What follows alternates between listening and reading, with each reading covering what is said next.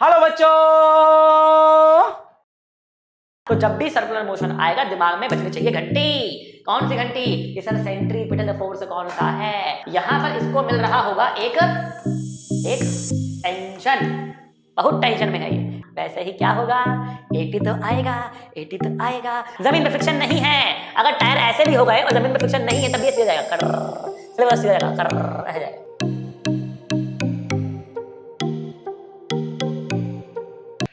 Hello प्यारे बच्चों, मैं रोहित गुप्ता आप लोगों का स्वागत करता हूं फिजिक्स वाला के यूट्यूब चैनल में। और हम आज पढ़ने वाले हैं लॉज ऑफ मोशन का लेक्चर नंबर 10।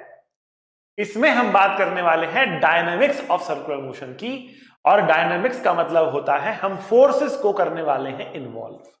मतलब इस लेक्चर के अंदर हम सर्कुलर मोशन में लगने वाले फोर्सेस की चर्चा करने वाले हैं। इस क्लास के बाद, इस लेक्चर के बाद आप लोग क्या क्या सीख जाओगे। देखो बच्चों, इस लेक्चर में हम बात करेंगे फोर्सेस, उन फोर्सेस के बारे में जिन फोर्सेस की वजह से अर्थ सन के चारों तरफ घूमती है या एक इलेक्ट्रॉन न्यूक्लियस के चारों तरफ घूमता है। ठीक है ना। अच्छा, उसके बाद बात करेंगे हम स्विंग्स की या पेंडुलम की। आप लोगों ने इस तरीके के झूले पर आप जरूर बैठे होंगे। ठीक है, तो जब झूला आपको गोल गोल घुमाता है तो आपके ऊपर कौन सा फोर्स लगता है। ठीक है, फिर हम लोग बात करेंगे बेटा रेस ट्रैक्स की एंड बैंकिंग ऑफ रोड्स की। जो रेस ट्रैक्स होते हैं वो इस तरीके से थोड़े से टिल्टेड की होते हैं। जहां पे गाड़ी बहुत तेज जा रही होती है वहां पर रेस ट्रैक इस तरीके से टिल्टेड की होते हैं। और अगर आप लोगों ने नाम सुना हो एक मौत का कुआं, जिसमें लगभग एक वर्टिकल टाइप का स्लोप रहता है, बहुत ज्यादा स्टीप स्लोप रहता है, और उस पर लोग, सर्कस में जो लोग हैं वो गाड़ियां बाइक घुमाते हैं। ठीक है, तो ये सारी बातें आप समझ पाएंगे आज के लेक्चर में। आज के लेक्चर में जिन फोर्सेस की हम बात करेंगे, तो अगर मैं आपको और बताऊं, उसी फोर्स के कारण वॉशिंग मशीन के अंदर कपड़े ड्राई होते हैं। ड्रायर उसी फोर्स पे काम करता है। अगर उसी फोर्स के बारे में बताऊं तो एक मशीन है जिसका नाम है सेंट्रीफ्यूज। वो उसी कॉन्सेप्ट पे काम करता है, उसी फोर्स पे काम करता है बेटा। ठीक है ना। तो ये सारी की सारी बातें आपको समझ में आ जाएंगी अगर आप आज का लेक्चर बहुत अच्छे से सुन लेते हो। तो बेटा without further ado let us start today's lecture.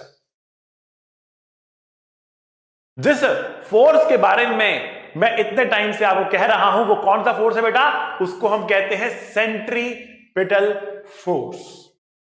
क्या मतलब होता है सेंट्रीपिटल फोर्स का? तो बेटा सेंट्रीपिटल फोर्स वो फोर्स होता है जो सेंटर की तरफ लगता है। सर्कुलर मोशन में इसका हम इस्तेमाल करते हैं और ये वो फोर्स होता है जो सेंटर की तरफ लगता है। ठीक है ना। The force which is acting toward centre is called centripetal force. ठीक है, the net force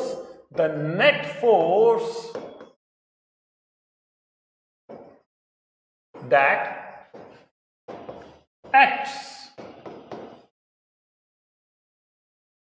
towards the center of the circle is called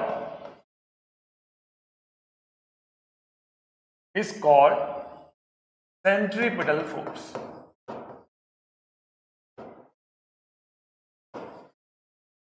Is called centripetal force. ठीक है, तो बेटा यहां पर जो आपको बात समझनी है, वो ये है कि ये कोई नए टाइप का फोर्स नहीं है। क्या मतलब है इसका कि नए टाइप का फोर्स नहीं है? इसका मतलब ये है कि ऐसा नहीं है कि आपको बाकी फोर्सेस के साथ साथ एक ये फोर्स और अलग से लगाना है। ऐसा नहीं है। जो भी फोर्स सेंटर की तरफ आ रहा होगा उसको ही सेंट्रीपिटल फोर्स कह देंगे।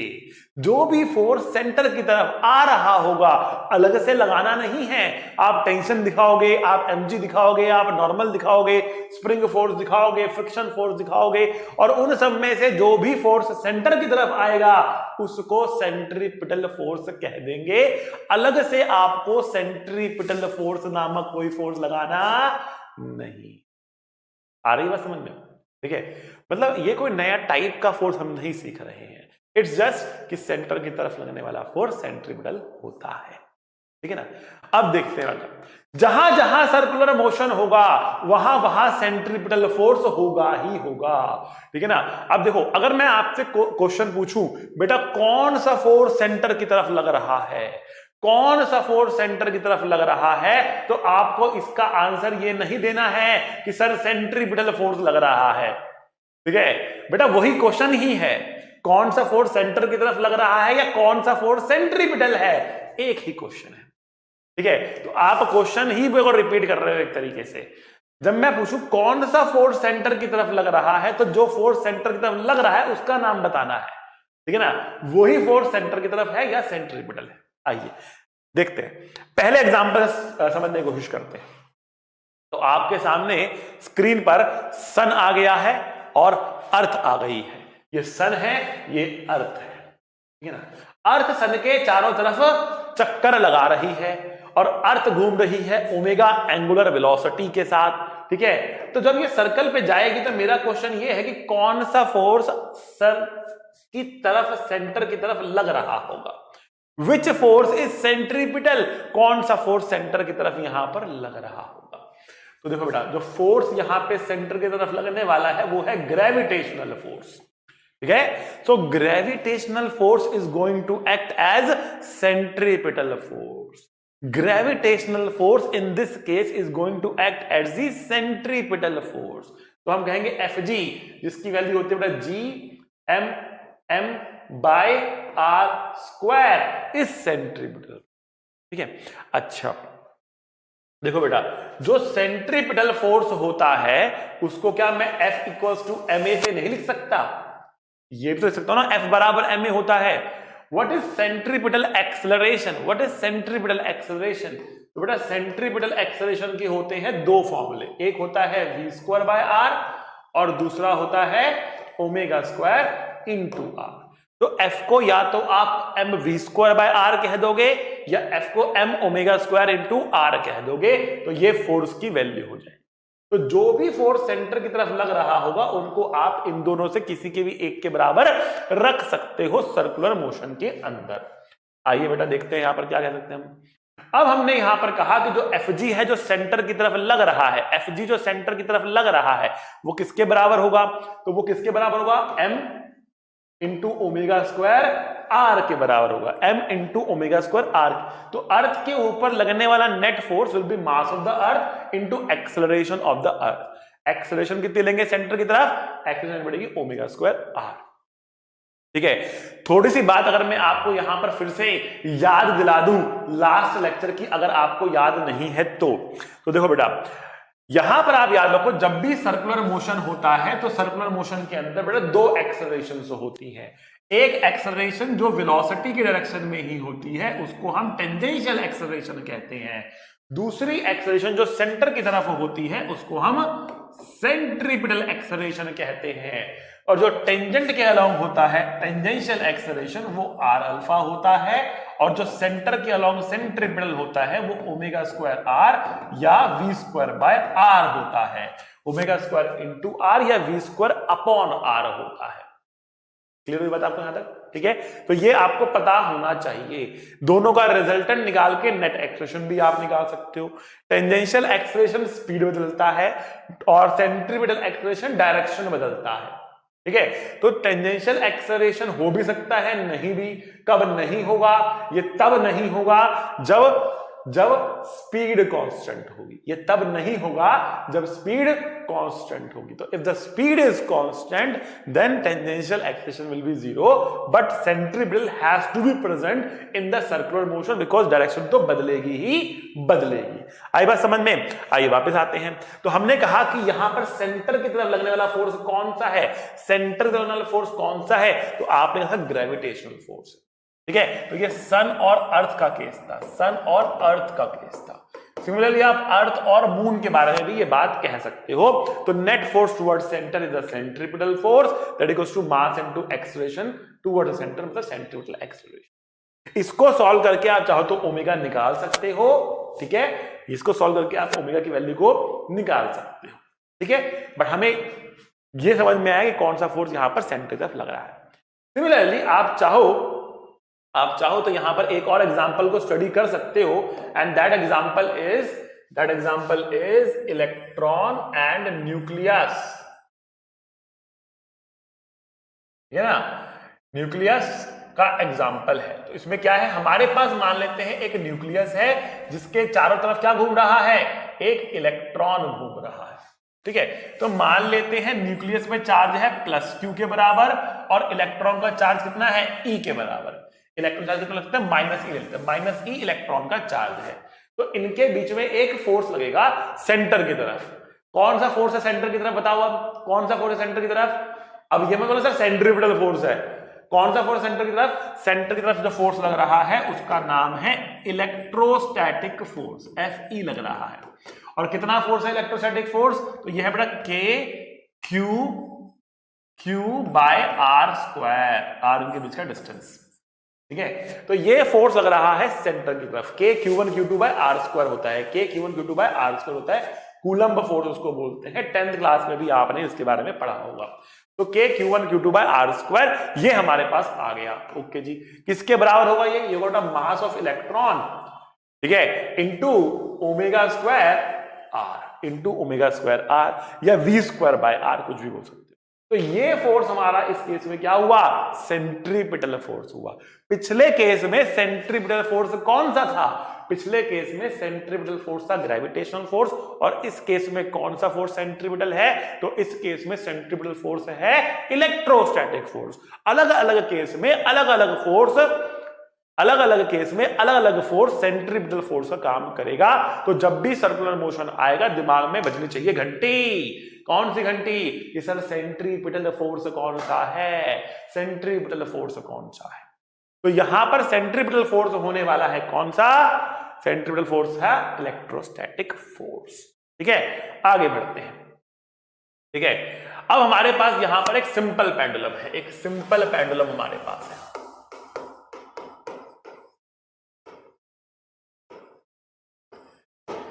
सिंपल पेंडुलम में यहां पर हमारे पास एक धागा रहता है, ठीक है, और यहां पर एक हमारे पास बॉब होता है, और ये इस तरीके से सर्कल में जा रहा होता है। ठीक है, हमने कहा कि बॉटम मोस्ट पॉइंट पर जो इसकी रफ्तार है वो है v, बॉटम मोस्ट पॉइंट पर जो इसकी रफ्तार है वो है v के बराबर। ठीक है, और धागे की लेंथ है l के बराबर। तो क्वेश्चन क्या यहां पर कह रहा है, क्वेश्चन कह रहा है भैया निकाल दो, बता दो, फाइंड कर दो, find the tension in the string.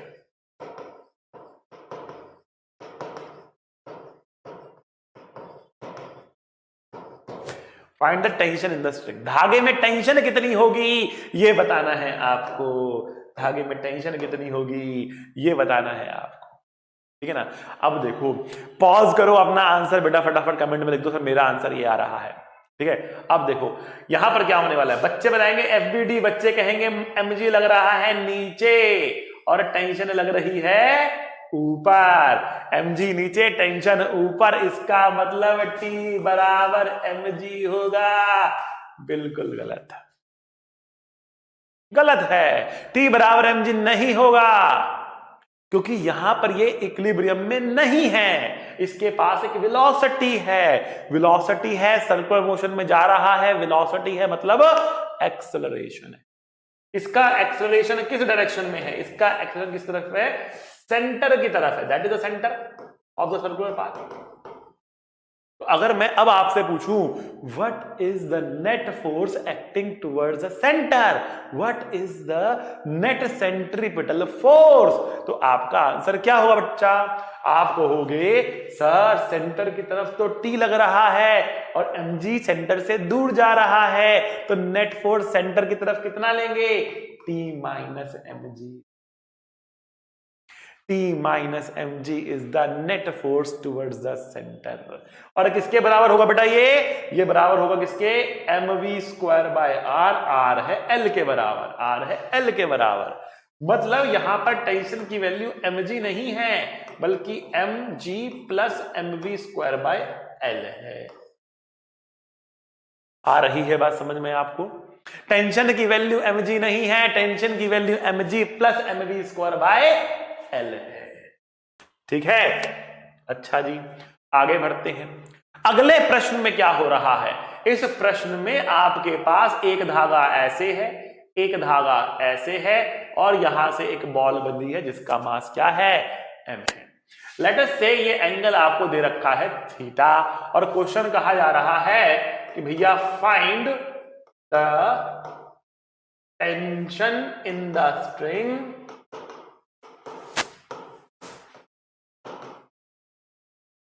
at the instant the horizontal thread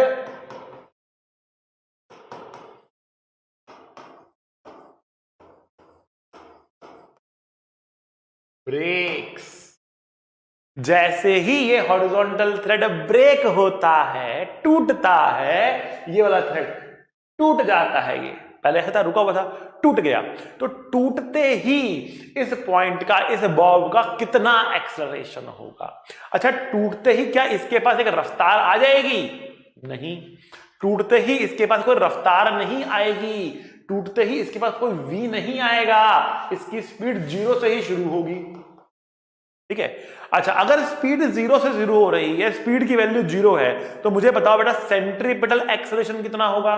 तो आप बोलोगे सर सेंट्रीपिटल एक्सेलरेशन होता है v स्क्वायर बाय r, तो v तो 0 है, तो सेंट्रीपिटल एक्सेलरेशन 0 होना चाहिए।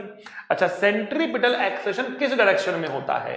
सेंटर की तरफ। तो जब ये चलेगा इस तरीके से, तो इस पॉइंट पर सेंटर तो ये है, सेंटर तो ये है, तो इस डायरेक्शन में एक्सेलरेशन होगा कितना? 0। क्यों 0 है बेटा?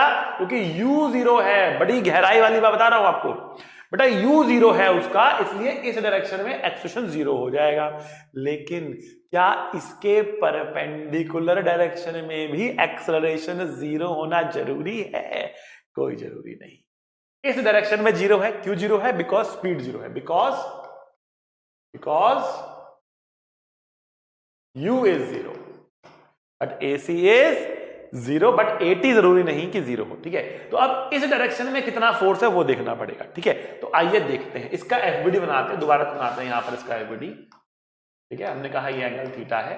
ठीक है, तो यहां पर इसको मिल रहा होगा एक टेंशन, बहुत टेंशन में है ये, इसको मिल रहा है टेंशन, और एक इसको मिल रहा है mg, एक इसको मिल रहा है mg। अब इसके करेंगे हम 2 टुकड़े, इसके करेंगे हम 2 टुकड़े। ये एंगल कितना है? थीटा है। अच्छा जी, आइए यहां पर आते हैं, ये वाला कंपाउंड कितना हो जाएगा? ये हो जाएगा mg cos थीटा, और ये कितना हो जाएगा? mg sin theta. तो क्या मैं कह सकता हूं, क्योंकि AC 0 है, क्योंकि U 0 है इसलिए AC 0 है, क्या मैं कह सकता हूं क्योंकि AC 0 है इसलिए T और mg cos थीटा होने चाहिए बराबर? T should be equals to mg cos theta. एक बहुत ही बढ़िया क्वेश्चन का आंसर आपने ढूंढा कि टेंशन की वैल्यू mg cos थीटा होगी। यहां पर आपसे टेंशन पूछा गया था स्ट्रिंग में, कितना आया बेटा इसका answer? T equals to mg cos theta आया। बच्चे गलती क्या कर सकते हैं? बच्चे टेंशन को तोड़ सकते हैं। बच्चे कह सकते हैं कि देखो बेटा ये T है, ये T का कंपाउंड लेंगे, ये थीटा था तो ये भी थीटा होगा, T cos थीटा। बच्चे कहेंगे T cos थीटा बराबर mg, तो क्या T cos थीटा mg के बराबर होगा? नहीं, इस डायरेक्शन में एक्सेलरेशन 0 की बात नहीं हो रही, इस डायरेक्शन में 0 हो रही है। जिस डायरेक्शन में बेटा एक्सेलरेशन 0 होता है उस डायरेक्शन में फोर्स को बैलेंस करते हैं, उस डायरेक्शन में नेट फोर्स 0 होता है। ठीक है, तो आपको देखना है वो कौन सी डायरेक्शन है जिस डायरेक्शन में नेट फोर्स 0 हो रहा है। तो सबसे पहले हमने कहा क्योंकि U 0 था, AC 0 हो गया, AC 0 हो गया। अब जैसे ही AC 0 हो गया वैसे ही क्या होगा, AT तो आएगा, AT तो आएगा। तो हम mg के कंपोनेंट बनाएंगे, टेंशन के नहीं बनाएंगे, mg के बनाएंगे, इसको बैलेंस करेंगे और कहेंगे इसकी जो एक्सेलरेशन है वो इस डायरेक्शन में होगी और कितनी होगी, वो होगी g sin थीटा। कितनी होगी बच्चों, g sin थीटा के बराबर इसकी एक्सेलरेशन होगी। कितनी एक्सेलरेशन है इसकी, g sin थीटा एक्सेलरेशन है इसकी। आइए समझ में आपको। चलिए अब एक काम करते हैं और इसको एक्सप्लोर करते हैं। एक सिंपल पेंडुलम की हम बात कर रहे थे, कैसा है सिंपल पेंडुलम, रखा छोड़ दिया, इस तरीके से क्या कर रहा है, ऑसिलेट कर रहा है। सिंपल पेंडुलम इस तरह से जा रहा है। घर में बना सकते हो, कोई भी एक बॉल लो, उस पर रस्सी बांध दो, सीधा पकड़ लो, उसको क्या बन जाएगा, सिंपल पेंडुलम बन जाएगा। लेकिन अलग अलग पॉइंट पे अब हम उसकी एक्सेलरेशन को करते हैं स्टडी, अलग अलग पॉइंट पे उसकी एक्सेलरेशन को करते हैं स्टडी। आइए तो सिंपल पेंडुलम,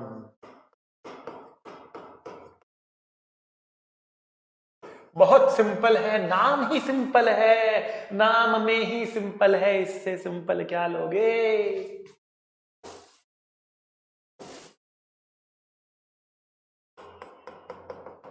ठीक है, चलो देखो, आइए ये है हमारी एक्सट्रीम पोजीशन। एक्सट्रीम पोजीशन मतलब इससे आगे नहीं जाता है, यहां रुकता है, यहां स्पीड 0 होती है, यहां रुकता है और फिर वापस आता है।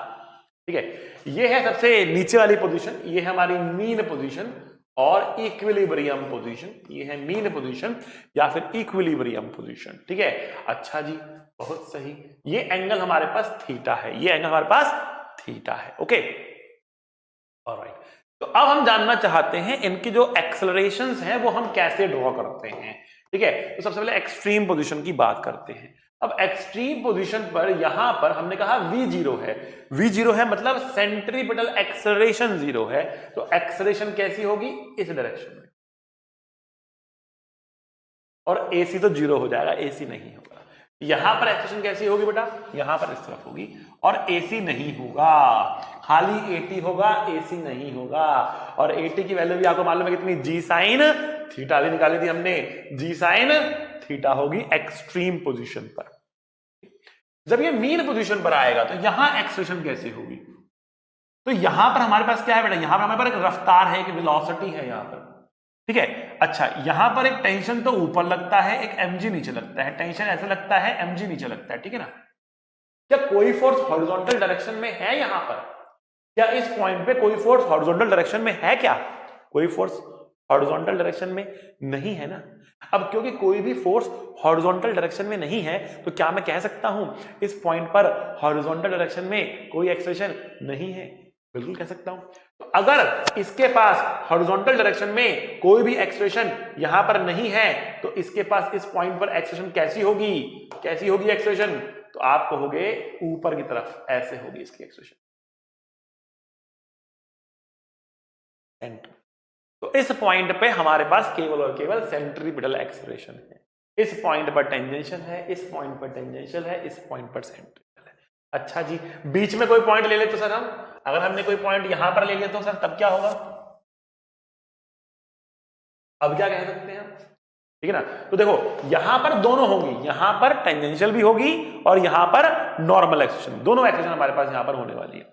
ठीक है ना, यहां पर हमारे पास दोनों एक्सेलरेशन होने वाली है। ठीक है, कैसे होगी, देखो हम जब यहां पे बात करने वाले हैं ना तो यहां पर टेंजेंशियल ऐसे रहेगी, नॉर्मल ऐसे रहेगी, दोनों कंपाउंड होंगे। और अगर यहां पे बात करते हैं, यहां पे बात करते हैं तो यहां पर भी दोनों होंगी, कैसे, इस डायरेक्शन में होगी क्या टेंजेंशियल और इसमें होगी क्या सेंट्रीपिटल। तो कुछ इस तरीके से यहां पर चीजें चलने वाली हैं, टेंजेंशियल टेंजेंशियल थी, फिर जैसे जैसे इसकी रफ्तार बढ़ेगी वैसे सेंट्रीपिटल भी आएगी, जैसे जैसे रफ्तार बढ़ेगी सेंट्रीपिटल भी आएगी, ठीक है ना। और टेंजेंशियल कम होती जा रही है, टेंजेंशियल कम होती जा रही है, सेंट्रीपिटल बढ़ती जा रही है। नीचे आएगा टेंजेंशियल जीरो हो जाएगी, केवल सेंट्रीपिटल बचेगी। फिर जब ये ऊपर जाएगा तो स्पीड वापस से कम होना शुरू हो जाएगी, तो वापस से क्या होगा, टेंजेंशियल एक्सेलरेशन बढ़ना शुरू हो जाएगी और नॉर्मल कम होना शुरू हो जाएगी, और यहां आते आते नॉर्मल वापस से जीरो हो जाएगी, सेंट्रल वापस से जीरो हो चुकी होगी, ठीक है। तो ये पूरा वेरिएशन मैंने आपको दिखाया कि एक्सेलरेशन किस तरीके से वेरी कर रहा है। यहां पे बहुत प्यारा डायग्राम है, बहुत सुंदर डायग्राम है। अब ये सब चीजें कहां चलती हैं, स्विंग, ठीक है। एक स्विंग है आपके पास, कैसा स्विंग है, जो नॉर्मल पार्क में लगा होता है ना स्विंग, ठीक है। जैसे बच्चा बैठ जाता है, धक्का मारते हो, बच्चा आगे गया, बच्चा पीछे आया, बच्चा आगे गया, बच्चा पीछे आया, वो क्या है, एक पेंडुलम ही तो एक तरीके का, जा रहा है, आ रहा है, जा रहा है, आ रहा है, ठीक है। उसका हमने स्टडी क्या किया, उसमें हमने स्टडी किया एक्सेलरेशन की डायरेक्शंस कैसे निकाली जाती है, ठीक है। अब एक और हम पेंडुलम बना सकते हैं, ठीक है, और एक और पेंडुलम हम यहां पे बना सकते हैं जिसको हम कहते हैं कोनिकल पेंडुलम, जिसको हम कहते हैं कोनिकल पेंडुलम, ठीक है। तो पहले थोड़ा सा कोनिकल पेंडुलम के बारे में पढ़ाता हूं, फिर वो क्वेश्चंस जो है वो भी कर लेंगे, ठीक है। तो आइए, कोनिकल पेंडुलम क्या होता है, देखो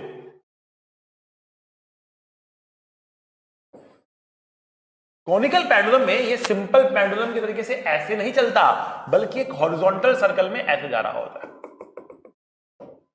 कुछ इस तरीके से, ठीक है। मतलब ऐसे सर्कुलर ऐसे घूम रहा है, ऐसे ऐसे, ठीक है, ऐसे घूम रहा है, ओके। सो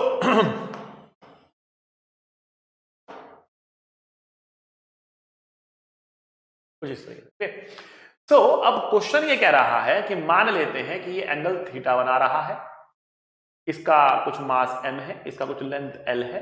अब क्वेश्चन ये कह रहा है कि बताओ ये कितने ओमेगा से घूम रहा होगा, इसके घूमने का जो ओमेगा है वो कितना होगा, कितने ओमेगा से ये घूम रहा होगा अगर ये एंगल थीटा बनाता है तो बेसिकली हो क्या रहा है, अगर आप इसका ओमेगा बढ़ाते हो तो ये और ऊपर जाना शुरू कर देता है, ओमेगा इंक्रीज करते हो तो ये और बड़े सर्कल में घूमना शुरू कर देता है, ओमेगा कम करते हो तो नीचे आ जाता है, ठीक है ना, नीचे आ जाता है, ठीक है ना। जितना तेज घूमोगे उतना तेज घूमेगा, ठीक है ना, फैलता हुआ जाएगा, फैलता हुआ चला जाएगा एक तरीके से, ठीक है। मान लिया किसी ने घाघरा पहना हुआ है और वो घूमो घूमो घूमो, ठीक है, घाघरा पहन के घूम रहा है, वो घूम रही है वो, ठीक है। जब घाघरा पहन के घूमेगी वो तो क्या होगा, उसका घाघरा फैलेगा ना इस तरीके से, ठीक है ना। तो वो यहां पर हो रहा है, ये उतना ही फैलता हुआ चला जाएगा, जितना तेज घूमेगी उतना ज्यादा फैलेगा ये, ठीक है। तो कुछ एंगल थीटा है तो किसी थीटा के लिए क्या आएगा, कुछ ओमेगा आएगा, किसी थीटा के लिए क्या आएगा, कुछ ओमेगा आएगा। वो ओमेगा निकालना चाह रहे हैं कि वो ओमेगा कितना आएगा, ठीक है ना, वो ओमेगा निकालना चाहते हैं, वो ओमेगा कितना आएगा, आइए देखते हैं। सबसे पहला काम बेटा, सुंदर डायग्राम। तो आइए, डायग्राम क्या कह रहा है, यहां पर एक mg लगेगा, डायग्राम कह रहा है यहां पर एक टेंशन लगेगी, mg लगा, टेंशन लगी, ठीक है।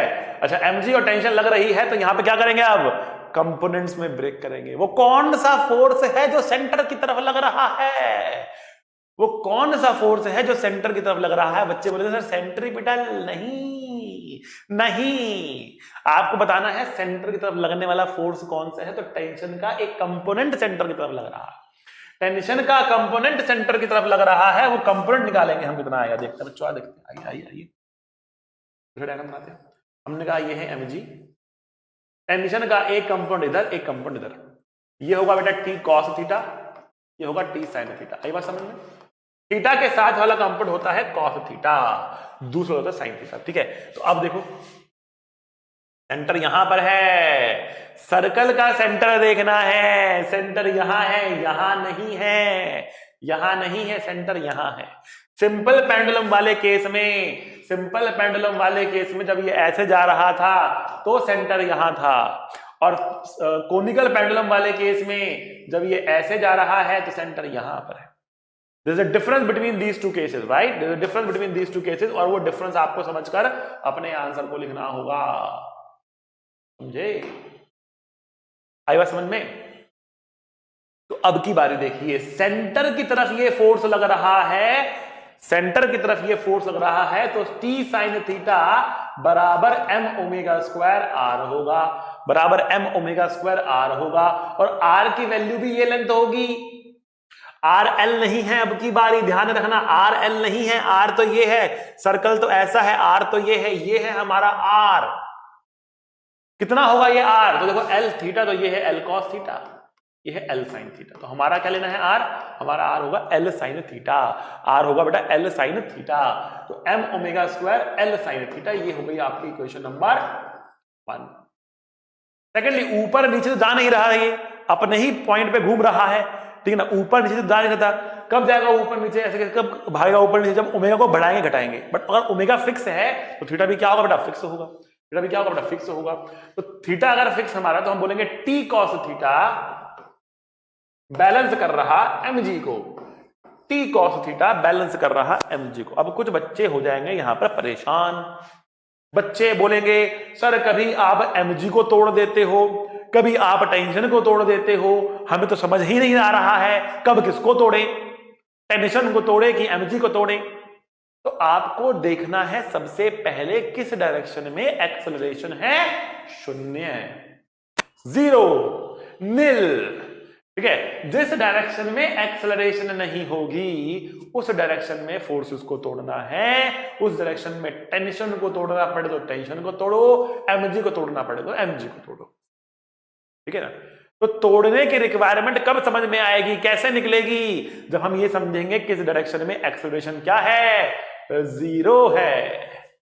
ओके, दो इक्वेशन आ गई, डिवाइड कर दो। तो क्या आएगा बेटा? टैन थीटा बराबर M omega square L sine theta divide by mg। M और एम कट गया, साइन से काटोगे इसको तो ये क्या आएगा? 1 बाय कॉस आ जाएगा। चलो ऐसे नहीं काटते, नीचे ले जाएंगे इसको। ओमेगा स्क्वायर एल बाई जी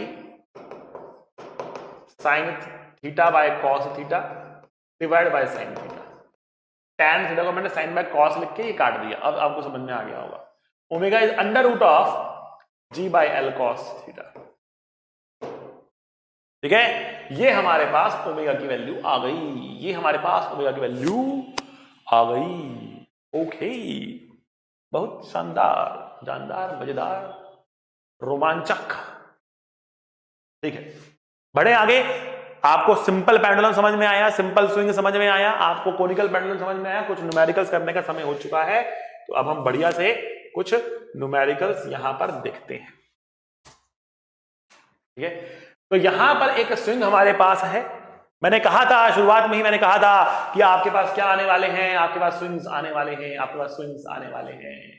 ठीक है ना? तो आपके पास कुछ इस तरीके का क्या है? एक स्विंग है, इस पे बच्चा बैठ के घूम रहा है। ठीक है, तो हमें जानना है कि भैया कितने ओमेगा से घूम रहा है, what is the omega of the rotation. ठीक है, तो सबसे पहले ओमेगा निकालने के लिए आपको क्या निकालना पड़ेगा? ओमेगा निकालने के लिए आपको क्या निकालना पड़ेगा? तो देखो बेटा, आपको सबसे पहले ये रेडियस निकालना पड़ेगा कि रेडियस कितना है। ठीक है, और रेडियस के लिए आपको दे रखा है कि ये एंगल 30 डिग्री का है, ये 5 मीटर का है। तो 5 cos 30 एंड 5 sin 30, तो ये हो गया 5 sin 30। ठीक है, sin 30 क्या होता है बेटा? 1/2 होता है, तो ये 5/2 हो गया। और ये 3 मीटर था ही हमारे पास। तो what is the radius? What is the radius? तो हमें मालूम पड़ा रेडियस आ गया कितना? 3 + 5/2, 11/2 मीटर का रेडियस आ गया। 11/2 मीटर का रेडियस आ गया। एक बार हमें ये रेडियस मिल गया 11/2 मीटर। अब क्या करेंगे हम? देखो, ये ओमेगा से घूम रहा है, ये ओमेगा से घूम रहा है। ठीक है, तो कोई ना कोई फोर्स सेंटर की तरफ लगना चाहिए ना, तो हमें इसका एफबीडी बनाना है। देखो, तो यहां पर जो टेंशन लग रही होगी, इसके दो कंपोनेंट होंगे, एक इधर होगा और एक इधर होगा। तो टेंशन, ये एंगल 30 होगा। अब टेंशन का वो कंपोनेंट जो 30 के साथ है वो कितना है? वो है t cos 30, और जो सेंटर की तरफ जा रहा है वो कितना है? वो है t sin 30। और ये क्या है? ये इसका वेट है mg, ये इसका वेट है mg। ठीक है ना? तो हम क्या कहेंगे यहां पर? हम यहां पर बोलने वाले हैं कि t cos 30 बराबर mg है और t sin 30 बराबर m ओमेगा स्क्वायर r है। r कितना है? 3 + 5/2 है। दोनों को अगर हम डिवाइड कर दें तो tan 30 की वैल्यू आने वाली है omega square divide bye g और ये कितना है 11/2 है। ये 2 आप ऊपर ले जा सकते हैं, यहाँ क्रॉस मल्टीप्लाई कर लेंगे। सो ओमेगा स्क्वायर की वैल्यू 1030 कितना होता है 1/√3 1/√3 और ये कितना होगा 55 हो जाएगा 55। सो यहां से हमें ओमेगा की जो वैल्यू मिलेगी √55/√3 √55/√3 that is the answer of this rotation of this झूला। ठीक है ना। तो झूला जो घूम रहा है, झूला घूम रहा है, ध्यान से चलना कहीं चक्कर ना आ जाए। ठीक है। जो झूला घूम रहा है इसका ओमेगा है √55/√3। ठीक है। तो अगला प्रश्न देखते हैं बेटा। अब अगला प्रश्न क्या कह रहा है? अगला प्रश्न यहां पे कह रहा है if the angular velocity of rotation is 2 रेडियन/सेकंड। ठीक है। Find the tension in both the strings. तो यहां पर क्या हो रहा है? यहां पर ये घूम रहा है, इस तरीके से घूम रहा है। ठीक है ना। ये इस तरीके से देखो रोटेट कर रहा है ऐसे। ठीक है। तो अगर ये ऐसे घूम रहा है, ऐसे घूम रहा है ओमेगा से, ठीक है, तो हम यहां पे क्या निकालना चाह रहे हैं? देखो हमने कहा कि देखो इसका जो वेट है ना ये है mg और यहां एक टेंशन लग रही होगी कुछ T1 और यहां एक टेंशन लग रही होगी कुछ T2। ठीक है। और ये सर्कल में जा रहा है, इसका सेंटर यहां कहीं पर है, इसका सेंटर यहां कहीं पर है। ठीक है। ओके बच्चा लोग देखो, तो पहला क्वेश्चन जो बच्चे के मन में आता है क्या T1 और T2 बराबर नहीं होने चाहिए थे? नहीं, क्योंकि mg भी लग रहा है यहां पे एक एक्स्ट्रा, तो T1 T2 बराबर यहां पर नहीं होंगे। ठीक है। तो ये हो गया 40 न्यूटन। अब T2 के 2 टुकड़े होंगे ऊपर और इधर, T1 के 2 टुकड़े होंगे इधर और इधर। ठीक। तो ये टुकड़ा होगा इतना T2। अगर मैं इस एंगल को थीटा बोलूंगा तो ये एंगल भी थीटा होगा, बिकॉज सब कुछ आइडेंटिकल है। 1.25 ठीक है। तो T2 cos थीटा आएगा इधर एंड T2 sin थीटा आएगा इधर। सिमिलरली T1 sin थीटा आएगा इधर और T1 cos थीटा आएगा इधर। थीटा एंगल ये भी होगा, थीटा एंगल ये भी होगा। बट ये cos थीटा और sin थीटा है कितने कितने, इसको हम निकाल सकते हैं। कैसे? आप इधर देखिए, तो ये साइड है 1 क्योंकि पूरी 2 की थी ये। ठीक है ना। तो ये हमारे पास कितना आ रहा है? ये 2 था ना पूरा, तो ये 1 आ रहा है आधा, तो ये 1 है, ये 1.25 है। और अगर मैंने इस एंगल को थीटा कह दिया तो cos थीटा की जो वैल्यू हो जाएगी वो हो जाएगी 1/1.25। ठीक है। cos theta is 1/1.25। ठीक है। तो आइए यहां पर देखते हैं क्या होने वाला है। ठीक है। अच्छा, दूसरी बात ये कि इसका रेडियस कितना होगा? What is the radius? तो रेडियस होगा 1.25 sin थीटा, क्योंकि ये cos थीटा है तो ये sin थीटा आएगा, तो हम इसको बोलेंगे रेडियस इज 1.25 sin थीटा। आपको ध्यान क्या रखना है? थीटा के साथ वाला cos थीटा होता है, दूसरे वाला sin थीटा होता है। थीटा के साथ वाला cos थीटा होता है, दूसरे वाला sin थीटा होता है। तो ये 1.25 cos थीटा, ये 1.25 sin थीटा। तो रेडियस कितना है? 1.25 sin थीटा। आइए अब इक्वेशन बनाते हैं। इक्वेशंस, तो इक्वेशंस क्या बन रही है? T2 cos थीटा बराबर है T1 cos थीटा प्लस 40। ठीक है। और क्या बन रही है? T1 sin theta plus T2 sin theta बराबर m omega square r। m कितना है इसका? 4, तो 4 ओमेगा स्क्वायर ओमेगा निकालना है। और r कितना है हमारे पास? 1.25 sin थीटा। तो sin थीटा कट गया, तो T1 plus T2 4 into 1.25 into omega square. ये मेरी इक्वेशन नंबर 2 आ गई, ये मेरी इक्वेशन नंबर 1 आ गई। तो पहली वाली इक्वेशन से हम cos थीटा की वैल्यू को 1/1.25 डाल सकते हैं और फर्दर सॉल्व कर सकते हैं। ठीक है। तो देखते हैं क्या आता है। पहली वाली इक्वेशन से क्या आता है? T2 माइनस T1 बराबर 40 by cos theta, that means 40 into 1.25 आता है। 40 इंटू 1.25 आ रहा है। यहां पे 4 इंटू 1.25 इंटू ओमेगा स्क्वायर आ रहा है। ठीक है। अब दोनों अगर मैं जोड़ दूं तो T1 कटेगा और T2 की वैल्यू निकल कर आएगी। तो 2 टाइम्स T2 कितना आ रहा है मेरे पास? ये आ रहा है हमारे पास कितना? 4 इंटू 1.25। अच्छा ओमेगा भी हमें को दे रखा है, ओमेगा 2 है तो 2 पुट करते तो ये 4 पुट करना पड़ेगा, तो ये 4 आ जाएगा यहाँ पे, ठीक है। प्लस 40 इंटू 1.25, तो 1.25 तो कॉमन आ रहा है, ठीक है। मल्टीप्लाई बाय 16 प्लस 40, 16 प्लस 40 कितना हो जाएगा बेटा? 56 हो जाएगा। इसको मल्टीप्लाई करेंगे you will get your answer, इसको मल्टीप्लाई करेंगे you will get your answer. अच्छा 2 टाइम्स ऑफ T2 है, ये T2 से कटेगा पहली बात तो ये हो जाएगा 2 to the 4 28, तो 28 इंटू 1.25 इज T2, और T2 की इस वैल्यू को अगर हम यहां डालेंगे या यहां डालेंगे तो T1 की वैल्यू निकल जाएगी, ठीक है। तो इस तरीके से आप T2 भी निकाल सकते हैं और T1 को भी निकाल सकते हैं, ठीक है बेटा। तो आपको करना क्या है, सबसे पहला काम सुंदर डायग्राम एक एफवीडी बनाना है। फिर क्या करना है आपको, एफवीडी बनाने के बाद आपको सेंटर ढूंढना है सर्कल का, फिर सेंटर की तरफ फोर्सेस निकालने हैं कितने हैं, उसके परपेंडिकुलर डायरेक्शन वाले कंपाउंड को बैलेंस कर देना है, और सेंटर का जो कंपाउंड लेना है m ओमेगा स्क्वायर r के बराबर लिख के सॉल्व करके अपना आंसर को फटाफट निकाल लेना है। आइए अब बात करते हैं झूला नंबर 2 की। अब एक ऐसा झूला हमारे पास आ गया, ठीक है ना। इस झूले में क्या हो रहा है आइए देखते हैं। इसमें भी यहां पर एक टेंशन लग रही होगी, एक टेंशन यहां लग रही होगी, इसको T1 बोल सकते हैं, इसको T2 बोल सकते हैं, और यहां पे क्या लग रहा होगा, mg लग रहा होगा। हमने डायग्राम बना लिया। अच्छा जिस सर्कल में ये जा रहा है उसका रेडियस तो 3 सेंटीमीटर ही है ना इस बारी, जिस सर्कल में ये जा रहा होगा उसका रेडियस तो 3 मीटर ही है हमारे पास, तो रेडियस में मिल गया, ठीक है। अब टेंशन के टुकड़े करने पड़ेंगे, तो ये 37 डिग्री है तो ये होगा T1 cos 37, ये होगा T1 sin 37। तो जो सेंटर की तरफ वाले कंपोनेंट है उनको सेंट्रीपिटल बोलेंगे, और हम बोलेंगे T1 sin 37 plus T2 equals to m omega square r, ठीक है। और जो उसके परपेंडिकुलर कंपोनेंट है उनको बैलेंस करेंगे, तो बहुत शानदार तरीके से हम इसको सॉल्व कर ले जाएंगे।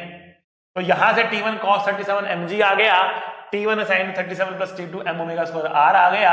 m की वैल्यू आपको 50 किलोग्राम दे रखी है, ओमेगा की वैल्यू आपको 2 दे रखी है, r की वैल्यू आपको 3 दे रखी है। तो मैं पहले वैल्यू पुट कर देता हूं, ठीक है। पहले वाले पुट करते हैं, देखो T1 sin 37 होता है 3/5 प्लस T2 m है 50, ओमेगा है 2 और r है 3।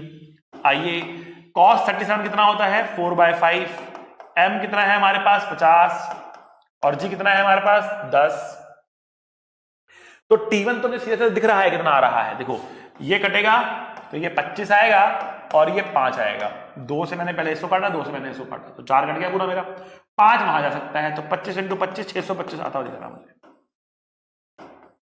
625 मिनट। T1 की वैल्यू आ चुकी है, T2 की वैल्यू निकालनी है, इसको यहां पुट करेंगे, सॉल्व करेंगे, T2 की वैल्यू हमें मिल जाएगी। ये सब हमारा झूला नंबर 2, ठीक है। इस तरीके से बहुत सारे झूले हैं जो गोल गोल घुमाते हैं, बहुत सारे झूले हैं जो गोल गोल घुमाते हैं, और जो भी झूला गोल गोल घुमाता है उसमें ये कॉन्सेप्ट हम लगाते हैं, ठीक है ना। सो झूला घुमा गोल गोल, और उसका कॉन्सेप्ट हमने यहां पर लिख दिया। आई बात समझ में? चलो चलिए अब हम बात करेंगे यहां पे कुछ बैंकिंग ऑफ रोड्स की, ठीक है, कि जो ट्रैक्स होते हैं उनको बैंक किया जाता है, साइड से उठा दिया जाता है, ठीक है ना। तो इस चीज की बात करने के लिए थोड़ी सी बातें मैं पहले आपको और समझाता हूं, आइए। तो देखिए अगर हमारे पास कुछ इस तरीके से एक ट्रैक है, कुछ ऊबड़ खाबड़ सा ट्रैक है, कहीं पर हिल बन रहा है, कहीं पर वैली बन रही है, और कहीं पर सपाट भी है, एकदम प्लेन भी है, ठीक है। अच्छा जी, हमने कहा कि हमारे पास एक कार यहां पर है, एक कार यहां पर है, एक कार यहां पर है, इन तीनों का ही मास m है, कार्स का इन तीनों का ही मास m है, रफ्तार देखी जाए तो v है, रफ्तार देखी जाए तो v है। अच्छा, लेकिन जो ये कर्व है इसका रेडियस r है, जो ये कर्व है इसका रेडियस भी r है, और ये तो फ्लैट ही है, यहां तो कोई रेडियस है, ठीक है। तो अब बात ये हो रही है, अब बात ये उठ रही है कि जो ये पॉइंट A है, ये पॉइंट B है और ये पॉइंट C है, तो नॉर्मल रिएक्शन Na, Nb और Nc को आपको बढ़ते हुए क्रमांक में सजाना है, ठीक है, arrange Na Nb Nc in the increasing order. आपको Na Nb Nc को बढ़ते हुए क्रमांक में सजाना है, मतलब जो सबसे छोटा है उसे पहले लिखना है और फिर जो बड़ा और जो बड़ा वैसे लिखना है। तो तीनों बराबर होंगे क्या? पहली चीज तो नहीं होंगे। ठीक है, देखते हैं, कमेंट बॉक्स में अपने आंसर कमेंट करिए कि कौन बड़ा कौन छोटा। ठीक है, और फिर हम देखते हैं हमारा आंसर सही आता है कि गलत। आइए, आ जाइए, आ भी जाइए। देखो बेटा, यहां पर mg नीचे लग रहा है, नॉर्मल Na ऊपर लग रहा है, यहां पर mg नीचे लग रहा है और Nb ऊपर लग रहा है, यहां पर mg नीचे लग रहा है और Nc ऊपर लग रहा है। ठीक है, तो हर जगह पर आप देखें तो mg और n उल्टे लग रहे हैं, mg और n उल्टे लग रहे हैं, तो क्या बराबर नहीं होंगे? ये नहीं होंगे। रफ्तार है और सर्कल है, जहां पर भी गोला आए वहां पर मामला गड़बड़ है। ठीक है, और वहां पर आपको क्या लगाना है? सेंट्रीपिटल फोर्स, सेंटर की तरफ लगने वाला फोर्स। तो नेट फोर्स सेंटर की तरफ मिलेगा, नेट फोर्स सेंटर की तरफ मिलेगा। यहां पर सेंटर यहां है, यहां पर सेंटर यहां है, यहां पर Na ऊपर mg नीचे, Na ऊपर mg नीचे, Na ऊपर mg नीचे। सेंटर की तरफ कौन है? सेंटर की तरफ कौन है? Na है कि mg है? Na है कि mg है? mg सेंटर की तरफ है, mg सेंटर की तरफ है। अगर mg सेंटर की तरफ है, नेट फोर्स को सेंटर की तरफ होना है तो mg को Na से बड़ा होना पड़ेगा। हम बोलेंगे mg को Na से बड़ा होना पड़ेगा।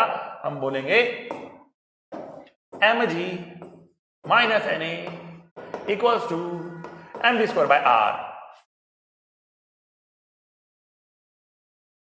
यहां पर सेंटर यहां है। ठीक है, अब देखो, mg नीचे Nb ऊपर, mg नीचे Nb ऊपर, सेंटर की तरफ कौन? Nb, तो Nb बड़ा होगा कि mg बड़ा होगा? Nb बड़ा होगा। हम क्या बोलेंगे? Nb minus mg equals to Nb square by r। तो जो फोर्स सेंटर की तरफ है उसको बड़ा मानना पड़ेगा आपको। ठीक है, क्योंकि नेट फोर्स सेंटर की तरफ चाहिए हमें। यहां तो कोई है ही नहीं सेंटर, इनफाइनाइट पे होगा सेंटर। ठीक है, यहां तो सेंटर है नहीं, तो हम क्या बोलेंगे? Nc बराबर mg बोलेंगे। तो क्लियरली Nb सबसे बड़ा और Na सबसे छोटा है, तो सबसे पहले Na आएगा, उसके बाद Nc आएगा और उसके बाद Nb आएगा। Nb सबसे बड़ा, Na सबसे छोटा। इंक्रीजिंग ऑर्डर में हमने इसको सजा दिया। ठीक है ना, इंक्रीजिंग ऑर्डर में हमने इसको लगा दिया है। आइए बढ़ते हैं आगे और अब बात करते हैं बैंकिंग ऑफ रोड्स की। तो रोड्स की बैंकिंग करने का मतलब क्या होता है? तो रोड्स की बैंकिंग करने का मतलब तो उनको साइड से थोड़ा सा उठा देना, थोड़ा उठा दिया साइड से हमने, that is the banking of roads. ठीक है, मैंने आपको सबसे पहले डायग्राम में ही दिखाया था, तो आप देखें यहां पर। ठीक है, तो कुछ इस तरीके से साइड से रोड्स उठा दी जाती हैं, स्पेशली रेस ट्रैक्स पे साइड से रोड्स जो है ऐसे उठी हुई होती है और ये ऐसे निकल जाता है। ठीक है, बहुत तेजी से निकल जाता है। ठीक है, तो हम बात कर रहे हैं कि हमें रोड्स को बैंक करना क्यों है। ठीक है, रोड्स को बैंक क्यों करना है ये बात समझने के लिए पहले हमें लेनी पड़ेगी एक अनबैंक्ड रोड, एक ऐसी रोड जो बैंक नहीं है। उससे आपको समझ में आएगा कि हम रोड को बैंक आखिरकार कर क्यों रहे हैं, रोड को बैंक आखिरकार कर क्यों रहे हैं। जब हम एक अनबैंक्ड रोड लेंगे तब हमें ये चीज क्लियर होगी। ठीक है, तो अभी जो हमारे पास रोड है ये सपाट रोड है।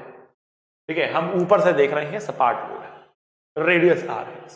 अगर मैं इसका 2D व्यू यहां पर ड्रॉ करता हूं आपके लिए वापस, तो देखिए ये है इसका हेलीकॉप्टर व्यू और टॉप व्यू। ऊपर से हम इसको देख रहे, यहां पर हमारी ये ऑरेंज कार जा रही है, इसका रेडियस है r। अच्छा, अब देखो, अब मैंने दोनों व्यू दिखाए हैं आपको। इस साइड से भी आपको इसका व्यू दिख रहा है कि कैसे कार जा रही है, ऊपर से भी व्यू दिखा दे कि कैसे कार जा रही है। अगर यहां देखो तो इसका mg तो नीचे ऐसे बनेगा और नॉर्मल ऐसे बनेगा। तो मुझे बताओ क्या mg और नॉर्मल क्या mg और नॉर्मल सेंटर की तरफ लग रहे हैं? क्या mg और नॉर्मल सेंटर की तरफ लग रहे हैं? बिल्कुल नहीं लग रहे। mg और नॉर्मल सेंटर की तरफ नहीं लग रहे। mg ऐसे लग रहा है अंदर की तरफ जाता हुआ, नॉर्मल ऐसे लग रहा है बाहर की तरफ आता हुआ, एक दूसरे को कर रहे हैं ये कैंसिल, लेकिन ये सेंटर की तरफ नहीं लग रहे हैं। तो मेरा प्रश्न आप लोगों के लिए ये है कि अगर mg सेंटर की तरफ नहीं लग रहा, नॉर्मल सेंटर की तरफ नहीं लग रहा, तो मुझे बताओ वो कौन सा फोर्स है जो सेंटर की तरफ लग रहा है? वो कौन सा फोर्स है जो सेंटर की तरफ लग रहा है? बताओ भाई, आखिरकार वो कौन सा फोर्स है जो सेंटर की तरफ लग रहा है और इसे घुमाने में मदद कर रहा है? ठीक है, हिंट देता हूं, वो कौन सा फोर्स है जिसके एब्सेंस में ये सर्कुलर टर्न नहीं ले पाता? पूछो, अगर वो नहीं होता तो ये घूम नहीं पाता। ठीक है, तो कमेंट करके बताओ कौन सा फोर्स है जो सेंटर की तरफ लग रहा है। ठीक है, तो बेटा देखो, अगर फ्रिक्शन नहीं होता और ये अपने टायर्स को ऐसे घुमा देता, टेढ़ा कर देता, टेढ़ा कर दिया, स्टीयरिंग मालिया स्टीयरिंग है, घुमा दिया उसने, मुझे मुड़ना है इधर, घुमा दिया उसने स्टीयरिंग में, टायर घूम गए, टायर रह जा रहे, cut cut cut cut cut cut cut cut cut.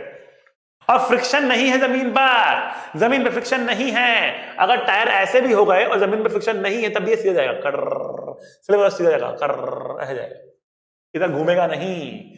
घूमने के लिए फ्रिक्शन चाहिए होगा इसको, और जैसे ही ये टायर घुमाएगा ना तो जो फ्रिक्शन लगेगा इस टायर पे, अब वो सेंटर की तरफ आना शुरू कर देगा। ठीक है, टायर को घुमाने पर जो उनपे लगने वाला फ्रिक्शन है वो भी कर करते हुए कहा जाएगा, सेंटर की तरफ भागेगा, तिरछा हो जाएगा, उसका फ्रिक्शन जो है सेंटर में लग जाएगा। तो फ्रिक्शन ही है जो गाड़ी को यहां पर घुमाने वाला है, कोई भी और फोर्स सेंटर की तरफ नहीं लग रहा। और घूमने के लिए जिस फोर्स की अति आवश्यकता है वो फोर्स कौन सा है? वो है बेटा सेंट्रीपिटल फोर्स, सेंटर की तरफ लगने वाला फोर्स। और वो कौन सा फोर्स है इस केस में? वो है फ्रिक्शन फोर्स। लेकिन जैसे जैसे आप स्पीड बढ़ाओगे तो इस फ्रिक्शन फोर्स को भी बढ़ना पड़ेगा। क्यों? क्योंकि फ्रिक्शन फोर्स सेंटर की तरफ लग रहा है, तो मैं इसको mv²/r के बराबर ले सकता हूं, क्योंकि यही सेंट्रीपिटल फोर्स हुआ मेरे लिए, सेंटर तो यही लग रहा है, तो मैं इसको mv²/r के बराबर कर सकता हूं। पर जैसे ही मैंने इसको mv² के बराबर किया तो clearly on increasing v friction should increase, on increasing v friction should increase. बिल्कुल सही बात है, फ्रिक्शन इंक्रीज करेगा, बट फ्रिक्शन के बढ़ने की होती है एक लिमिट, उस लिमिट के बाद फ्रिक्शन नहीं इंक्रीज करता, स्लिपिंग स्टार्ट हो जाती है। तो जब आप v की मैक्सिमम वैल्यू की बात करते हैं for safe turn, maximum value for safe turn, तो maximum value for safe turn के लिए यहां पर आपको लेना पड़ता है लिमिटिंग फ्रिक्शन। इसके बाद क्या होगा? इसके बाद गाड़ी स्लिप करेगी और अल्टीमेटली ऐसे सर्कल में न जाकर वो कुछ ऐसे बाहर की तरफ निकल के यहां कहीं पर टकरा जाएगी, स्लिप करेगी वो और बाहर की तरफ टकरा जाएगी।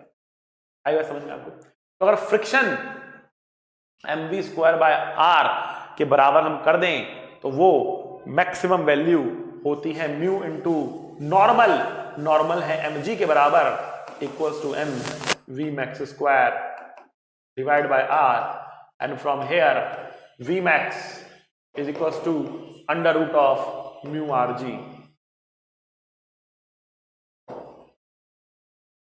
यह है अनबैंक्ड रोड, इसमें क्या आ रहा है? म्यू आ रहा है। ठीक, तो we can take a circular turn on an unbanked road with the help of friction with a maximum speed of √of μrg. Now, the problem with this speed is two. One, this is a small speed, and in some cases we want to increase the speed, ठीक है। जैसे कि race track में जो गाड़ियां हैं वो काफी तेजी से सर्कुलर टर्न लेना चाहती हैं और इसीलिए वो चाहती हैं कि ये जो स्पीड है वो क्या हो, ज्यादा हो, सेफ टर्न वाली, ठीक है, पहली चीज। दूसरी बात, sometimes this term is not very reliable because friction is not a very reliable force. Mu क्या होता है, म्यू ना हर किसी के लिए अलग अलग होता है। मारुति की कार के लिए अलग, होंडा की कार के लिए अलग, मर्सिडीज की कार के लिए अलग, नई कार के लिए अलग, पुरानी कार के लिए अलग, क्या कहे, नए टायर के लिए अलग, पुराने टायर के लिए अलग, दिन में अलग, दोपहर में अलग, रात में अलग, बारिश में अलग, धूप में अलग, सर्दी में अलग, ठीक है ना। तो सब टाइम पे उसकी वैल्यू थोड़ी थोड़ी थोड़ी थोड़ी बदलती रहती है।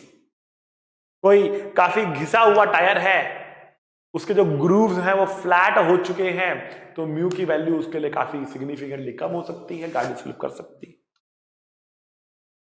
ठीक है। तो म्यू की वैल्यू जो है वो अलग अलग ऑब्जेक्ट्स के लिए अलग अलग हो सकती है, अलग अलग व्हीकल्स के लिए अलग अलग हो सकती है। It's not a very very reliable term, first thing. Second thing, we want to go with even higher speed, then what should we do? So इन दोनों का आंसर हमारे पास है बैंकिंग ऑफ रोड्स। रोड को साइड से bank कर दो, उठा दो थोड़ा सा इस तरीके से, ठीक है ना।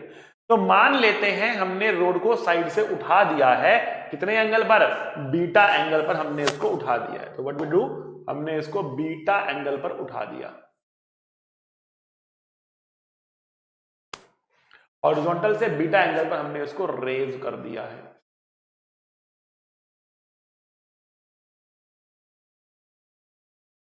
ठीक है, बीटा एंगल पर हमने इसको रेज कर दिया, ठीक है। अच्छा, अब जैसे ही हमने बीटा एंगल पर रेज किया, जो नॉर्मल है वो भी बीटा एंगल पे घूम गई, तो हमने इसको इंक्लाइंड प्लेन को थीटा एंगल घुमाया, तो उसका जो नॉर्मल था वो भी बीटा एंगल से घूम गया। तो नॉर्मल अब इधर लग रहा है, तो इस पर नॉर्मल लगेगा ऐसे, ठीक है, और mg लगेगा नीचे की तरफ, mg लग रहा है नीचे। और मान लेते हैं ये भी स्मूथ है, क्या है ये स्मूथ है, ठीक है ना, इट्स स्मूथ, बिना फ्रिक्शन के हम घूमना चाह रहे हैं, बिना फ्रिक्शन के हम घूमना चाह रहे हैं। तो हमने कहा नॉर्मल के करेंगे दो टुकड़े, एक टुकड़ा तो आएगा ऊपर नॉर्मल का ऐसे, और एक आएगा सेंटर की तरफ इस तरफ ऐसे, दो टुकड़े बनेंगे नॉर्मल के, एक ऊपर की तरफ बनेगा, इस तरफ बनेगा। जो ऊपर वाला कंपोनेंट वो कितना है, n cos बीटा है, और जो ये वाला कंपोनेंट वो कितना है, n sin बीटा है, n cos beta, n sin beta, ठीक है बच्चों, आई बात समझ में। अब देखो n cos बीटा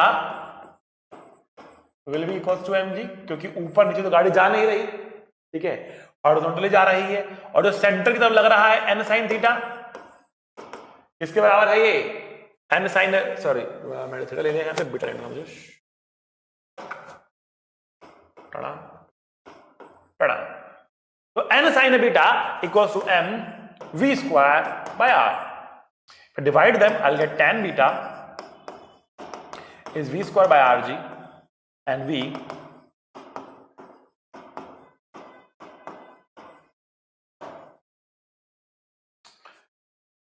so अगर बैंक्ड रोड है और बैंक्ड रोड पे फ्रिक्शन नहीं है, तो इस रफ्तार से जाने पर बिना स्लिप किए आप सर्कुलर टर्न ले जाओगे।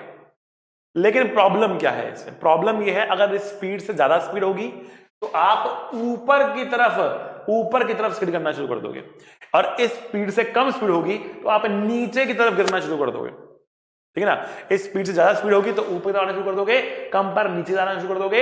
एग्जैक्टली ये स्पीड चाहिए घूमने के लिए, अदरवाइज स्लिपिंग होगी ही होगी, ठीक है ना। तो अगर स्लिपिंग होगी तो गाड़ी आपकी टकरा जाएगी, तो स्लिपिंग ना हो उसके लिए आपको एग्जैक्टली ये स्पीड मेंटेन करनी पड़ेगी इस फ्रिक्शनलेस बैंक्ड रोड के ऊपर। लेकिन अगर हम कह रहे हैं कि लेट अस से यहां पर फ्रिक्शन भी है, तो फ्रिक्शन साइडवेज स्किडिंग को रोकेगा, कैसे होगा आइए देखते हैं। तो हम बात कर रहे हैं बैंक्ड रोड विद फ्रिक्शन की, बैंक्ड रोड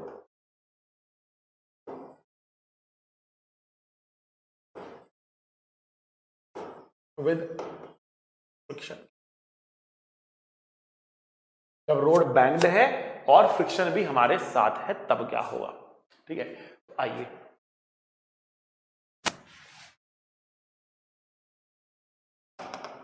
यहां डायग्राम,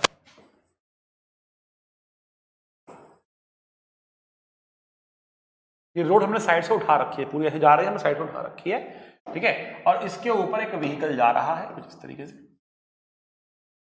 ठीक है, जा रहा है। सर्कल का ट्रैक है ना, ये पूरा सर्कुलर ट्रैक है, इसका रेडियस हम कुछ r मान लेते हैं, ठीक। और यहां पे हम कह रहे हैं इसके पास एक mg है, और क्या है इसके पास एक नॉर्मल रिएक्शन है, इसके पास नॉर्मल रिएक्शन है।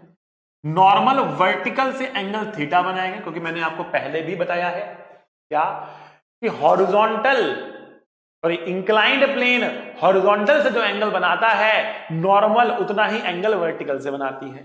तो इंक्लाइंड प्लेन हॉरिजॉन्टल से एंगल थीटा बना रहा था, इसलिए नॉर्मल वर्टिकल से एंगल थीटा बनाएंगे, सीधा सीधा आपको ये मालूम पड़ जाएगा एंगल, ठीक है। तो एन का एंगल आ गया थीटा के बराबर, ठीक, ओके, बहुत बढ़िया। अब देखो, अगर हम यहां पर मैक्सिमम स्पीड निकालना चाहते हैं तो मैक्सिमम स्पीड के लिए मैंने कहा कि ये गाड़ी ऊपर की तरफ स्किड करना चाहेगी, ऊपर की तरफ स्किड करना चाहेगी, ठीक है। अगर ये ऊपर की तरफ स्किड करना चाहेगी तो फ्रिक्शन इसको रोकने के लिए कहां लगेगा बेटा, नीचे की तरफ लगेगा, फ्रिक्शन लगेगा नीचे की तरफ, ठीक है। Friction is going to act in this direction, ऐसे लगेगा। और इसके वाले कितना लगेगा बेटा, म्यू इनटू एन, मैक्सिमम के लिए limiting friction mu S into N कह सकते हो उसको, ठीक। अब सारे फोर्सेस को हम ब्रेक करते हैं, ठीक है, और एक बारी वर्टिकल और हॉरिजॉन्टल कंपाउंड को ब्रेक करके बैलेंस करने की करते हैं कोशिश। आइए वापस एक डायग्राम बनाते हैं। तो ये वाला कंपोनेंट नॉर्मल का होगा n cos थीटा, ये होगा n sin थीटा, और म्यू एस एन का ये वाला कंपोनेंट होगा mu S N cos theta, और ये वाला कंपोनेंट होगा mu S N sin theta, और नीचे लग रहा है mg। ये हमारे पास सारे कंपोनेंट बन गए। अब वर्टिकल डायरेक्शन में ऊपर और नीचे तो स्लिपिंग अभी हो नहीं रही, ऊपर जा नहीं रहा है, तो वही टिका हुआ है ये, तो हम क्या बोलेंगे, n cos theta equals to mg plus mu S N sin theta. यहां से हम अगर n कॉमन निकालते हैं तो cos theta minus mu S sin theta बराबर mg हमको मिलता है। ये हमारी पहली इक्वेशन।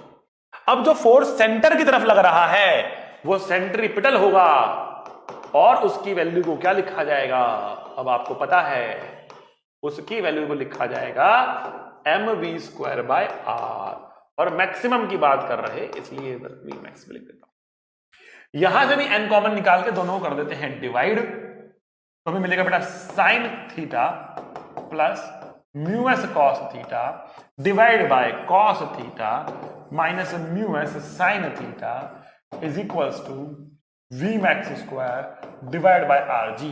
तो डिवाइड करने बेटा m और m तो हट जाएगा, मैंने इक्वेशन नंबर 2 लिया और इसको 1 से डिवाइड कर दिया, ये किया है मैंने, ये किया है, ठीक है। आराम से आप आगे देखना, आपका आंसर निकलेगा। तो यहां से हमें v मैक्स की वैल्यू मिल रही है, यहां से हमें v मैक्स की वैल्यू मिल रही है, वो आ रही है under root of rg sin theta plus mu S cos theta divide by cos theta minus mu S sin theta. ये हमारे पास v मैक्स की वैल्यू आ रही है, बहुत शानदार वैल्यू आ रही है। एनसीईआरटी ने पूरा डिस्क्रिप्शन इसका दे रखा है बढ़िया तरीके से, इसको आप देख ले, पढ़ ले, समझ ले, ठीक है, ओके। तो बढ़ते हैं आगे, चलिए अब हम बात करते हैं चैलेंजर्स की, जो हमने लास्ट क्लास में आपको दिए थे, और कुछ बच्चों ने डेफिनेटली इसे कर लिया है, ठीक है, कुछ बच्चे नहीं कर पाए हैं। तो आइए देखते हैं इस क्वेश्चन को। बेसिकली क्वेश्चन आपको डरा देता है कई बारी, इसीलिए आप क्वेश्चन नहीं कर पाते। क्वेश्चन डरा देता है इसलिए आप क्वेश्चन सॉल्व नहीं कर पाते, ठीक है। तो डर के आगे जीत है, दिखाते हैं किस हिसाब से ये क्वेश्चन होता है सॉल्व। आइए क्वेश्चन क्या है? क्वेश्चन कह रहा है एक पार्टिकल ट्रेवल कर रहा है सर्कुलर पाथ पे, the component of acceleration parallel to the diameter AB remains constant. मतलब ये कह रहा है कि इस डायरेक्शन में जो एक्सेलरेशन है वो कांस्टेंट बनी हुई है। बहुत अच्छे। कह रहा है स्पीड एट u, फिर इस u एट a एंड आपको बताना है c पर इसकी स्पीड कितनी हो। जब ये इस पॉइंट पे पहुंचेगा तो इसकी रफ्तार कितनी होगी ये बताना है आपको। अच्छा, यहां पे जो रफ्तार होगी वो इस डायरेक्शन में तो होगी, और यहां जो इसकी एक्सेलरेशन है, यहां जो इसकी एक्सेलरेशन है वो कितनी होगी सेंटर की तरफ। इस डायरेक्शन में कितनी एक्सेलरेशन है इसको तो पता नहीं कितनी है, इस डायरेक्शन में कितनी है तो पता नहीं, लेकिन इस डायरेक्शन में कितनी होगी इसकी एक्सेलरेशन, तो हम बोल सकते हैं AC होगा कितना, u²r। भाई ये जो सेंटर की तरफ एक्सेलरेशन होती है वो तो v²r होती है ना, सेंट्रीपिटल एक्सेलरेशन। ठीक है, तो सेंटर की तरफ लगा दी मैंने v²r एक्सेलरेशन, और ये क्या है, ये है कांस्टेंट। अभी वाह, अब देखो, अब आ जाओ इस डायरेक्शन में इनिशियल वेलोसिटी कितनी है, x में 0 है। फाइनली c पर कितनी वेलोसिटी है x में, पूरी vc है, और एक्सेलरेशन x में कितना है, u²r है। क्या निकालना है आपको, vc निकालना है। अच्छा, यहां से यहां तक कितना डिस्प्लेसमेंट हुआ इस डायरेक्शन में, what is the displacement in this direction, x में कितना डिस्प्लेसमेंट है, r ही तो है। यहां से यहां तक आने में r चला इस डायरेक्शन में, ये इस डायरेक्शन में r चलाइए, तो कौन सा इक्वेशन लगाएंगे, v² = u² + 2a लगा देंगे। किस डायरेक्शन में, x। तो vx कितना है, v है, ux 0 है, ठीक है ना, प्लस a कितना है हमारे पास, x में कितना है, u²r है, और s कितना है, r ही तो है। तो v कितना आया, √2u आया। क्यों, मुश्किल था क्या, आसान क्वेश्चन था, लेकिन डर गए, जो डर गया सोचो मर गया, डर गए इसलिए हमने इसको नहीं किया। ठीक है ना, आइए अगला क्वेश्चन देखते हैं। अगला क्वेश्चन भी बहुत मजेदार, बहुत शानदार, बहुत जबरदस्त क्वेश्चन है बेटा। ठीक है ना, बहुत लेंदी नहीं, कंसेप्चुअल क्वेश्चन है, जिसने पकड़ ली इसकी नब्ज वो तुरंत कर देगा, और जो नहीं पकड़ पाया वो लगा रहेगा, जो नहीं कर पाया वो लगा रहेगा। पहले वाले से थोड़ा टफ है, लेकिन इतना टफ भी नहीं है। आइए देखते हैं। आइए, कह रहा है एक पार्टिकल है, ट्रेवल कर रहा है सर्कुलर पाथ पे, the acceleration of the particle is always parallel to diameter BC, हमेशा BC के ही पैरेलल है। Its speed is u at point A, आपको बताना है what is the speed when it reaches point C। तो ये क्या कह रहा है, ये कह रहा है कि इसकी जो एक्सेलरेशन है ना हमेशा इस डायरेक्शन में है, दैट्स द डायरेक्शन BC के पैरेलल। ठीक है, इसकी एक्सेलरेशन हमेशा इस डायरेक्शन में। ठीक, अच्छा, और जब ये पॉइंट C पर पहुंचेगा तो इसकी जो वेलोसिटी हो जाएगी ना, वो एक्सेलरेशन के परपेंडिकुलर डायरेक्शन में होगी। तो हम क्योंकि वेक्टर के तरीके से ट्रीट कर सकते हैं एक्सेलरेशंस को, वेलोसिटी को, बाकी सबको, तो let us think in the direction perpendicular to A, let us think in the direction perpendicular to A direction के बारे में सोचने की करते हैं कोशिश। आइए, तो हमने कहा कि इस डायरेक्शन को हमने कह दिया, कि ये है हमारा y एक्सिस, और इसको हमने कह दिया कि ये है हमारा x axis.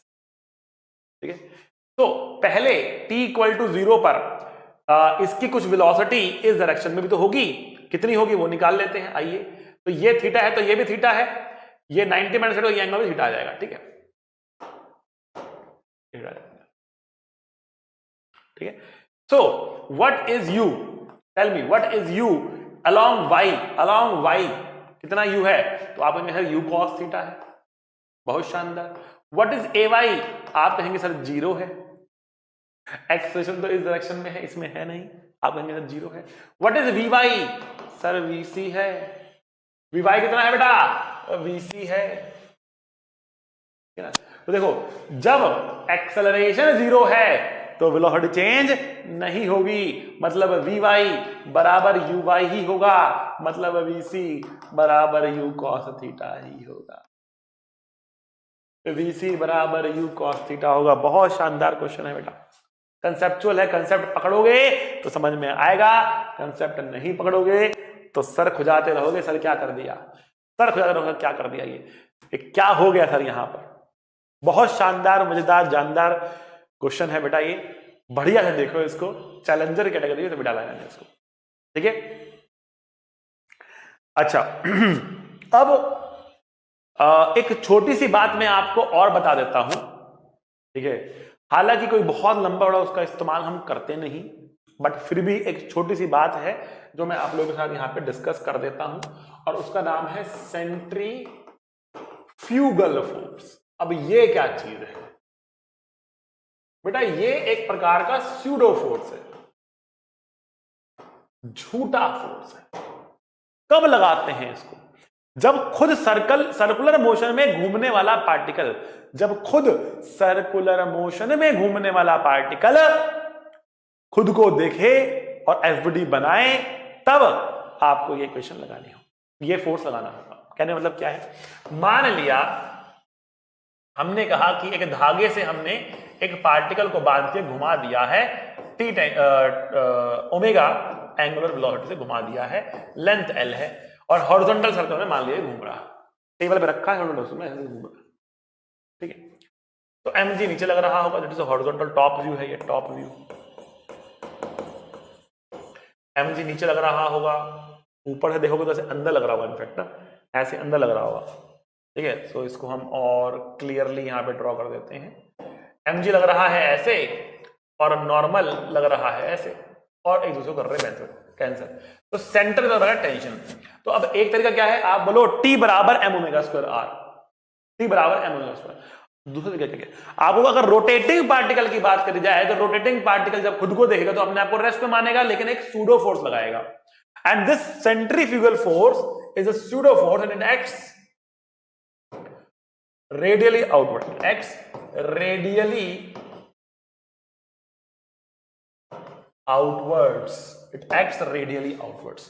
So in the frame of the particle,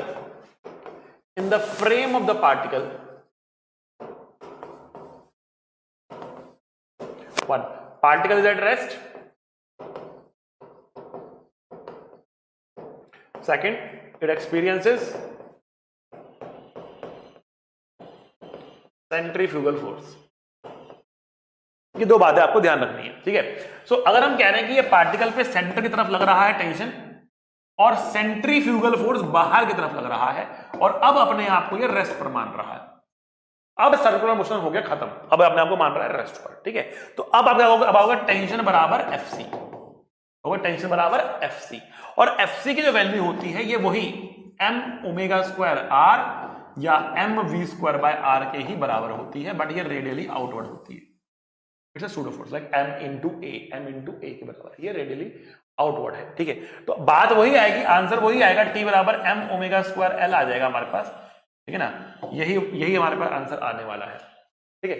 तो ये जबरदस्ती एक तरीका है हमारे पास, और अगर हम उस फ्रेम में चले जाएं तो सेंट्रीफ्यूगल फोर्स लगाकर भी हम देख सकते हैं, जैसे कि हम सूडो फोर्स लगाकर देखते हैं। तो 99% जगह पर आपको इसकी आवश्यकता नहीं पड़ेगी, आप ग्राउंड के फ्रेम में बैठ के क्वेश्चन को सॉल्व कर पाएंगे, लेकिन एक आधी जगह पर हो सकता है कि आपको फ्रेम चेंज करना ज्यादा अच्छा लगे, तो आप चेंज करेंगे। तो ध्यान रखना कि आपको सेंट्रीफ्यूगल फोर्स बाहर की तरफ लगाना होगा और उस ऑब्जेक्ट को रेस्ट पर मानना पड़ेगा, उसके बाद आपका आंसर सॉल्व हो जाएगा, ठीक है बच्चों। चलिए तो आज की क्लास यहीं पे बेटा हम करते हैं खत्म, अगली क्लास में मिलेंगे, पढ़ते रहिए, सी यू, टाटा, बाय बाय। पढ़ाई करते रहें, ऑल द वेरी बेस्ट।